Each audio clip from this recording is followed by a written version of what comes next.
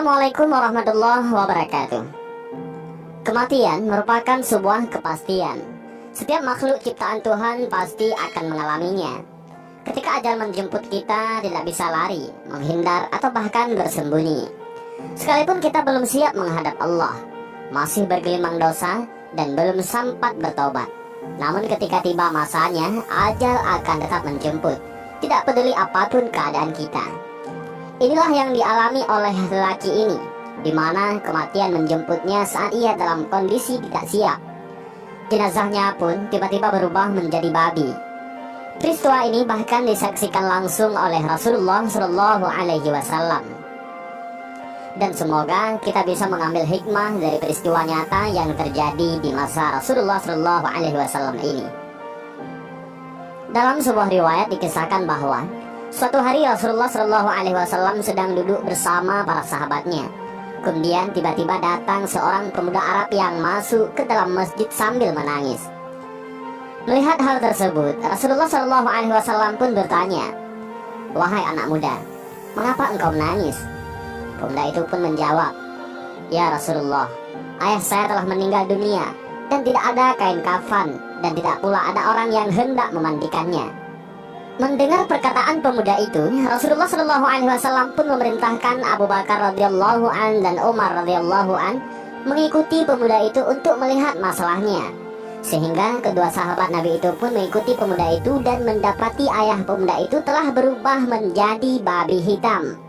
Sehingga keduanya pun kembali dan memberitahu Rasulullah, "Ya Rasulullah, kami melihat jenazah ayah pemuda ini telah berubah menjadi babi hutan yang hitam." Mendengar penuturan kedua sahabatnya itu, maka Rasulullah SAW dan kedua sahabatnya itu pun pergi ke rumah pemuda itu.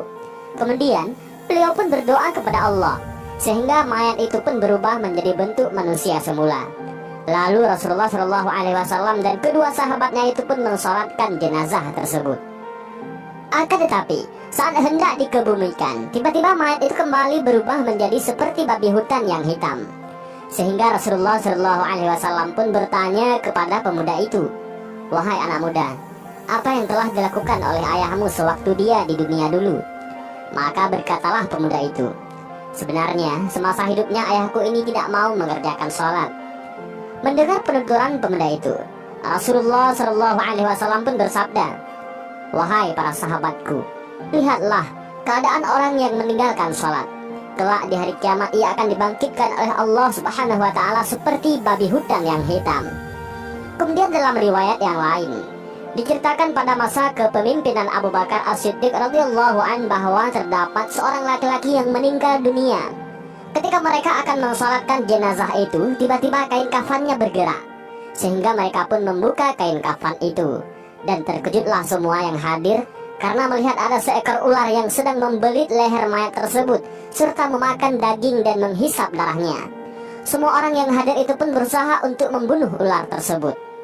Akan tetapi tiba-tiba ular itu berbicara seperti manusia biasanya. Ular tersebut berkata, "La ilaha illallah Muhammadur Rasulullah. Mengapa kamu sekalian hendak membunuhku? Aku tidak berdosa dan aku tidak bersalah. Allah Subhanahu wa ta'ala yang memerintahkan kepadaku supaya menyiksa jenazah ini hingga sampai hari kiamat nanti." Lantas para sahabat pun bertanya, "Apa kesalahan yang telah dilakukan oleh jenazah ini?" Maka berkatalah ular tersebut, "Dia telah melakukan kesalahan. Di antaranya adalah apabila ia mendengar azan, dia tidak mau datang untuk sholat berjamaah. Ia tidak mau mengeluarkan zakat hartanya, dan dia tidak mau mendengarkan nasihat para ulama. Maka inilah balasan untuknya." Kedua kisah ini hanyalah sedikit dari kisah tentang balasan dari Allah terhadap orang-orang yang sengaja meninggalkan sholat tanpa alasan yang dibenarkan. Dan kelak di akhirat nanti, orang-orang seperti ini akan memperoleh siksaan yang jauh lebih mengerikan daripada siksaan yang ditampakkan oleh Allah Subhanahu wa ta'ala di dunia ini.